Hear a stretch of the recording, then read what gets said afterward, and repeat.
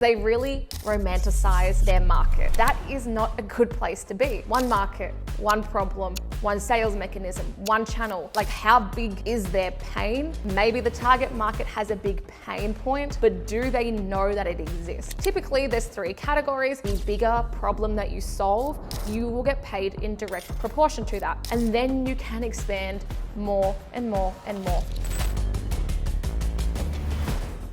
Okay, so I get asked a lot, Alicia, how do I figure out my niche and figure out my target market? Who should be my dream customers? Who should I be going after? And that's because a lot in my marketing videos and other videos, I talk about how important it is to know the who. Who is your market and creating that in-depth target market avatar and doing all of that research. But before you can get to that stage, before you can do all this research, you kind of got to take a step back and figure out who is the market you want to research and who is the market you want to go after. So today I'm going to run you through the 3 steps to help you to figure out who is your target market or who is your niche. Okay, so step 1 is analyzing the different markets you can go after. I'm gonna show you a spreadsheet that you can use to actually objectively figure this out. Because what I find a lot of people do, especially in my agency coaching program, is they really romanticize their market. And so they're like, I wanna help these people in this country or blah, blah, blah, but these people have no money or they don't even realize that they have a problem. Alternatively, the other problem I see people making when they're choosing a niche or a target market is that they get a huge scarcity mindset. They're worried about niching and they want to be for anybody with a pulse or all women or all men or all people in Australia. And that is not a good place to be. What we want is one market, one problem, one sales mechanism, one channel. We want to nail those down and clear the room. If you do that, you will have a 7-figure business in that. You want to step into a circle and own it. And then you can expand more and more and more circles. So just figure out which is going to be the first circle you step into to own. When we're figuring out our target market, when we've done this in our business, we've literally used a fugly spreadsheet like this. Don't come for me, I know I'm bad at spreadsheets, but we list out all of the different people we could serve. And then it's, okay, what are all of the problems that they have? So this is just a light version for the sake of today. But what we're trying to do here is describing what we call the BAP, the big ass problem. Businesses just exist to solve problems. And the bigger problem that you solve, you will get paid in direct proportion to that. AKA, the more value you bring to the market, the bigger problem that you solve, the more money you will bring in. Not all problems are created equal, and especially not all markets are created equal. We're getting into that soon. So once we've figured out the problem, then we can start to list out how you could solve it. What's the service or the product that you can provide to fix it, right? So this is going to be the vehicle of your business. What is that vehicle going to be? Typically, there's 3 categories. We have like the DIY, which might be courses and info products. We have done with you, which is kind of like your coaching programs. And then we have the done for you, which is like your professional services and your agencies, etc. Now, obviously there's e-commerce and SaaS in all of this, but I'm thinking more from a service and lead gen point of view, because that's my business and the businesses that I serve. Now, usually with this as well, you want to think about what is actually within your realm of expertise. For example, you can see here when I'm listing out agency owners, what's their problem? Lead generation systems. They don't know how to get leads predictably and profitably. That's what I help in my coaching program. But I could have done a DIY course, a done with you coaching program, or done for you funnels. These are 3 different ways that I could help the market. And then I've mapped out the price that I could charge, and the dream outcome is the same. Now, this is not necessarily a perfect way to do it, but it helps me to get my thoughts down, because I'm starting to see, okay, if I solve this problem and I do this many, how many people do I need to get? How many clients do I need to get to hit my total revenue goal? Because it's just all economics. I have another video on this that you can go through, like figuring out your business economics. But for now, we can see there's agency owners, this could be SaaS founders, e-commerce owners. For e-commerce owners, I could be doing CRO audits, email marketing, Facebook ads, and we can see the different amount. Now, this is one way to start thinking about your market, and this gets me started, this is good. But the next is, how can I start to make it as objective as possible? So a lot of people have ideas. They usually kind of know, well, I could service this person, I could service this person. I find the exercise of having to write them down, write out the problem, how you solve the problem, the dream outcome, and the price, and you noting all of those things down makes you actually think and gets you out of your own head. Then we can move into the next stage, rating the market out of 5 for different categories. Okay, so the first one, in my opinion, is enjoyment. Do you actually enjoy working with this market? Now, it kind of depends on what is your mindset in the business. Is your mindset that you're gonna be working within the business, serving these people? Are you more of a freelancer or solopreneur? Because in my opinion, then you need to like the market if you're gonna be dealing with them. If you're more entrepreneurial, building a business, you're just gonna bring people in. I mean, you should probably still love the market and actually enjoy servicing them, and actually it makes you happy to help them. I still recommend that.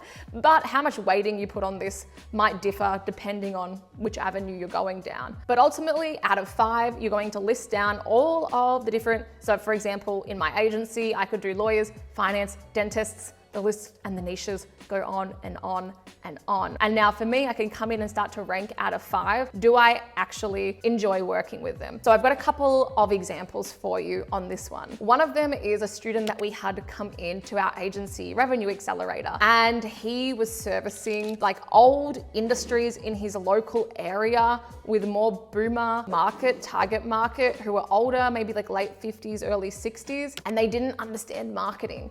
And he would complain, like, it's really frustrating. I hate this market. They drain me. And I was like, well, why do you service them? Why are you building a business to help these people? Like, yeah, they need help and it's awesome. So they tick some of these other boxes moving on, but every day you're hating working with them. And that's why, in my opinion, market selection is so important. And that's why this exercise is so important, because now what we've been able to do is figure out, okay, you don't actually like servicing that industry. We went through this exercise and we found a more profitable, more fun, more educated niche that he now serves and has been able to grow his business from there. Or as another example, when we first started in business, we called ourselves e-com email experts. And we were very convinced that our agency would be, if you couldn't guess, an e-commerce email agency. But what we found was, for what we wanted to do and the kind of work we wanted to do, while we loved our clients as people, we hated servicing e-commerce. There was too many variables outside of our control. I found a lot of e-commerce stores to be very first order thinking instead of that fourth order, and willing to invest in certain systems and things. And it was just really competitive. And while we had heaps of clients, we didn't love it. And so we pivoted because we had other signals from the market. But that is number 1, the enjoyment. Okay, so number 2, the next thing that we'll rank out of 5 is the result. Can you actually get results in this market? So for us with e-commerce, we were getting results, but we still had people coming to us like for lead generation funnels. And we were doing those and that was fine. And they were getting awesome results. And those were like more our case studies. I'm like, oh, well, maybe that should be our market. That's the market we can get really good results in. As another example, we have another student in our agency coaching program, and he's an ex-tradie. That means tradesperson, right? Like builder, plumber, blah, blah, blah. And he was focusing on e-commerce, but he had a few in like the home building niche, but he wasn't focusing there. He hadn't niched down there. And when we were working with him on his onboarding call, we were like, wait, so you're an ex-tradie? Yes. So you understand the industry? Yes. And I was like, okay, who else is in your market? He's like 19-year-old dudes like that have started an agency and don't know anything about the market. And I was like, do your clients that you currently have enjoy working with you and the fact that you're an ex-tradie? He's like, yeah, they love it. And I was like, do you like e-commerce? No, but I'm scared. I'm scared to let that niche go, right? And then we shifted into one niche, one sales mechanism. Yeah, we stepped into the circle and owned it, and you can guess what happened next. That's the second one, is results. The third is what we call the BAP, the big ass problem. But effectively, do you solve a big pain for them? Like, how big is their pain? And then the second one that we're going to score out of 5 is the education. How much education do they need? And I'm gonna talk about those now. Because if you're solving a small pain, for example, when I started freelancing, I was doing CRO audits. So like these conversion rate optimization audits. I was going in, finding some wins, and I was charging like $497, probably like 2 days work, which was obviously not good. But that was a kind of a small small problem. I would find some wins, here you go, here's your audit. But what we found is we got better and we listened to more of the problems of the market. We could eat more of the complexity and we could figure out how to solve bigger problems, bigger pain points. And that's why we listed those out on the last sheet. Now, the caveat to that is maybe the target market has a big pain point, but do they know that it exists? And what we want to do here in the educate is we want to make sure they're actually aware of the pain, like ideally burningly, glaringly aware, and they need minimal education, like they're kind of looking for what you do somewhat. And this depends on the kind of business you want to build, but for me, I don't want to be the person who has to educate the market on the problem. I just don't want to do that. So you can decide how much weighting this has for you, but to me, that it has a high weighting for me. So as an example, we were doing a workshop once and this lady, like an agency or a coach or a consultant, because that's who we help, and she did like this social justice thing, and it was for someone in like Saudi Arabia or Dubai. So I was asking more questions and she's like, yeah, they don't know it's a problem. They're like, they've never heard of it. And she's like, I'm finding it really hard to sell them. I was like, yes, because they don't know that they have a problem. And you're one person who doesn't have a multi-million-dollar budget to educate a wider audience, which makes it harder. It doesn't make it impossible, but you're definitely running uphill with a really heavy backpack on. Like, you're not making it easy on yourself. And so obviously my suggestion to her was to potentially find a new market and come back to that one day. But I think she persevered, and I wonder if she's in the same position as she was. The next one is TAM, which is total addressable market. Now this is the one that people grossly underestimate. They always think that the niche is smaller than it is. And so I would say to you, go and Google like how many businesses in blah niche, in blah geography, and you'll find it's thousands, tens of thousands, or hundreds of thousands. You'll find that there's more than enough people to service. Your problem is actually that you're really crap at lead generation and sales. I got other videos for that. So the TAM, do you know that there's more of them out there? Do they exist? Yes or no? And out of 5. Now with this, for example, and this is why it's so important to understand what your goal is, because if your goal is $10,000 or $20,000 a month, you don't need a huge total addressable market. You can become the go-to authority in a market, which might be really niche. For example, we work with people, agencies that service the mining sector. There's not heaps of them, but they're big and they have the propensity to pay, and their goal was still like 100, 200K a month, and they could do that because the audience, the market was still so big. So just think about that when you're measuring up how big the niche is versus your goal. But as a general rule, you're probably underestimating the size of your niche, and you can probably still niche down 1 to 5 more layers and become that go-to person. And once you know they exist, that's awesome. Now, can you find them, and how easy is it to find them out of 5? I don't know why I wrote this example, but are they an Arctic scientist with limited reception? Hard, end of the spectrum. Or are they e-commerce owners scrolling TikTok? Easy, end of the spectrum. So where are they? How easy is it to find them?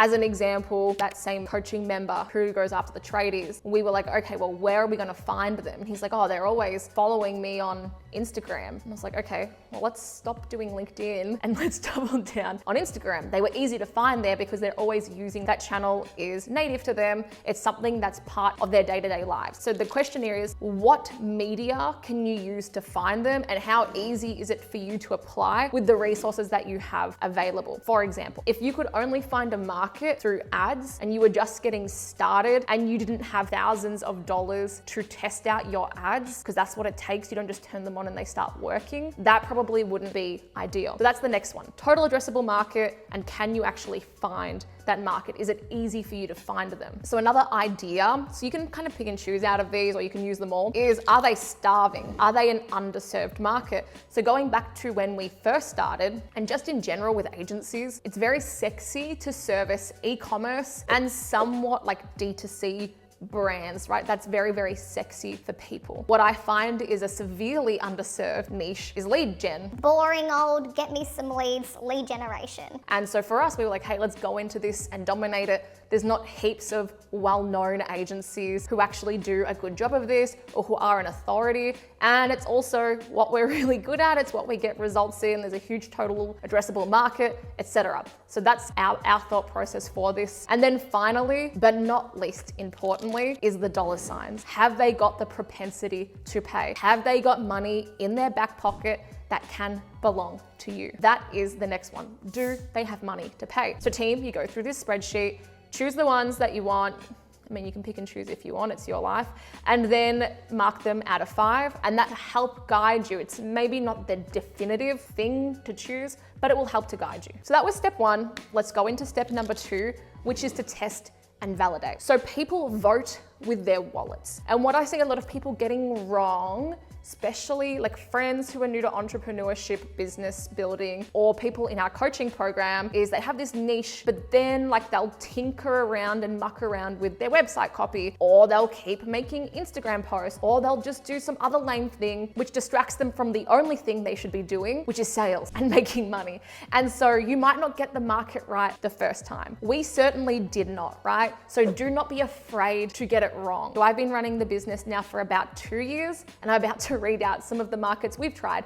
It's just part of the journey. So we've tested out different markets, different problems, different service offerings, different vehicles. Like we think of it as prototyping. Do I wish I got it right 2 years ago straight away? Yes, I would have so much more money. My life would be so much easier. Was it realistic for me at the time to 100% know this is what I'm going to do and this is the business that I need to build? No, I had to learn some lessons along the way. I had to talk to more of the market. I had to validate some things. I had to make some really huge mistakes. That's all part of it, right? Okay, so I've already told you about ecom email experts. Before that, I had one called, this was like more of a side hustle, but marketing manager for hire. That was not very scalable. So that obviously died, but that was interesting to see, like get in and do consulting. Then we did do in our company more high ticket consulting, like 10K-ish a month consulting and execution as well, because that's the thing, right? Businesses don't just need information or guidance. They could use our team to plug and play. So we worked with a lot of like big billion-dollar brands who needed extra plug and play marketing teams, so we could come in and do that. That was good, but not scalable again. It was relying a lot on us to do the work. We've also tested out not white labeling, but partnering with other traffic agencies. This is before we did our own traffic. So we had no MRR for the first like 18 months, and it was a nightmare. So the first year was fully project-based, only doing funnels, landing pages. We've tested out doing the lead generation, the whole sales process, but then it just took way too long and we couldn't get results fast enough. And then we've worked with other agencies where we would make the landing pages, which was fine, but you don't have full control. So if I got stuck with a team who didn't do traffic no good, didn't get results, and they didn't know how to improve landing pages, that was very frustrating. So we've done all of these different things and now come to the conclusion that we, like looking back, should have already known, is that look after the traffic, look after the post click. So we run Google ads and Facebook ads, and it's so beautiful to have the MRR in our business. If you want to know how we run our agency and how we set that up, because I think we set it up different to quite a few other agencies, especially based on my experience working in big agencies and little agencies. So we have the MRR, but then we also look after the post click. So we also do CRO, we do the landing pages and the funnels. We look after the whole lead generation system for clients, and now that's how we've figured out. But it's been a journey and we got it wrong a lot, and we had a lot of long 14-hour days, and we had times where we didn't get the greatest results for clients. And while we fixed that in the moment and in the time, it was very annoying. And it was a very small amount, but it's still very annoying. But it's just part of the journey. And now we're pumping out case studies like there's no tomorrow. That's our North Star metric in our business, is every single client that comes in should turn into a case study, which is an asset for leverage. Otherwise, what's the point? And that starts back at the sales process. That's why market selection is so important, and whether you can actually get results. So test and validate, my friends. And now step 3, and don't jump around. I think we were basically changing every quarter. Now we would still plan everything every quarter, but we were almost testing different markets and different service delivery mechanisms like every quarter. And I see this in our coaching program as well, where people just keep changing who they want to go after and what they want to deliver. Yeah, and they're not productizing their service, which I can do a different video on if you want to know. So once you choose, create a criteria and stick to it. And if people do not fit that criteria, do not just sell them because you need the sale. Do not take on clients that you do not think like very strongly that you can help. Because what happens if you bring on a red flag client that you're like, oh, these guys are gonna be a huge pain in the ass, but I'm desperate, I need the money. Or if you bring on something that's off your productized menu, it's gonna be annoying. And what you say yes to now, you say no to in the future. So once you keep doing that, those problems just keep compounding and compounding. So I implore you to just take on those right fit clients. And I know what it feels like when you need to bring in sales, or you want to bring in sales and you want to keep growing. But again, you need to stick to what you've decided. Otherwise, you're not going to have a very scalable longevity in your business, and you're going to get very stressed and frustrated, and you're not going to be able to hit the goals you want to hit. You really have to trust in yourself and trust in your game plan. So team, those are the 3 steps, and hopefully that's helped you to answer the question, how do I choose my niche or my target market? If you have any questions or any of your own experiences, please leave them in the comments below. I'm always jumping in here and helping out, answering questions. Otherwise team, I hope you enjoyed today's video, and I'll see you on the next one.